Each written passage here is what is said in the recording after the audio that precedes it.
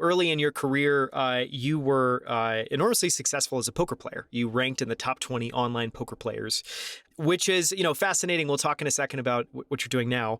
But, it's a very prestigious circle. So I wanted to ask a couple questions related to poker. One is a little bit of maybe a kind of a softball throw. And it's, for people listening, that there's a lot of people that play poker as a hobby. For people listening, that are all levels of skills, but generally more of a beginner, in kind of the pursuit or the game of poker. Is there any lesson, trick, rule of thumb you would give them that would likely be able to improve their game, even just a little bit? Sure. I think this applies to many things, is to focus on your thought process rather than the result.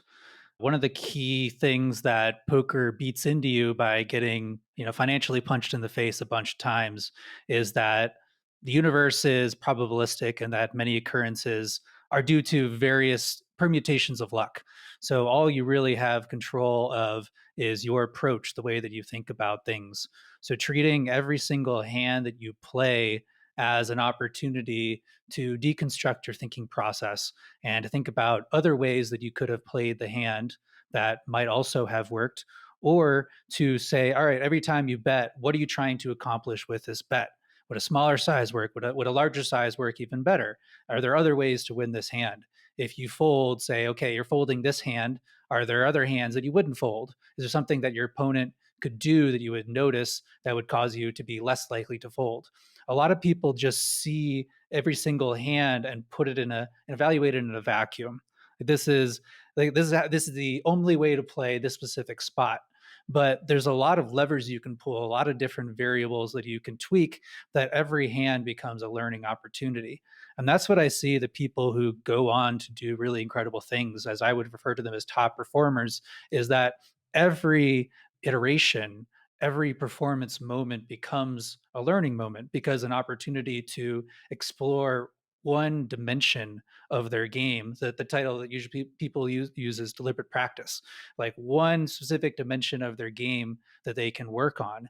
And that usually means zooming in to some molecular level and trying to evaluate things from first principles, not taking anything as a preset assumption, being aware of the places where our what we think is a fact is really an opinion. That's really, I find, the key to having a really quick trajectory in any game or any pursuit for that matter, is to just zoom in and take every hand very seriously.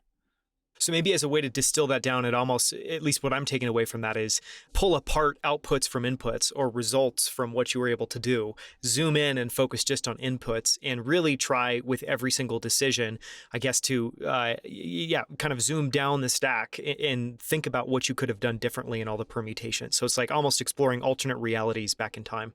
That's an amazing way to put it. Yeah, what we're experiencing right now is only one permutation. So exploring all of the paths. The more things that you try, the more likely you are to stumble on a better path, something that works a little bit better. And that was really key to my progression as a poker player, was just willing to be extremely and publicly wrong about something. People, anytime there's someone who's posted on Twitter has learned this firsthand, that's the best way to learn, is to post what your opinion on something and people will happily correct you. It's the same thing in poker, is there's a lot of experimentation in being willing to try things, and many of those things to fail, and paying, relatively expensive tuition for those failures.